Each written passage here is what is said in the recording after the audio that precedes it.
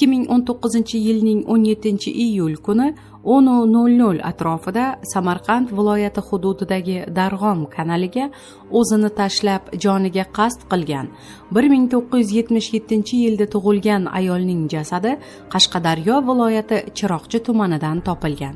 Bu haqda Daryo muxbiri xabar bermoqda. Ayolning jasadini bir necha kun davomida g'avvoslar qidirgan. Keyinroq Qashqadaryo viloyatidan qo'ng'iroq bo'lib, kanaldan ayol kishining jasadi topilganligi haqida xabar kelgan. Ayolning yaqinlari jasadni borib ko'rganidan so'ng, u haqiqatda GX ning jasadi ekanligi aniqlangan.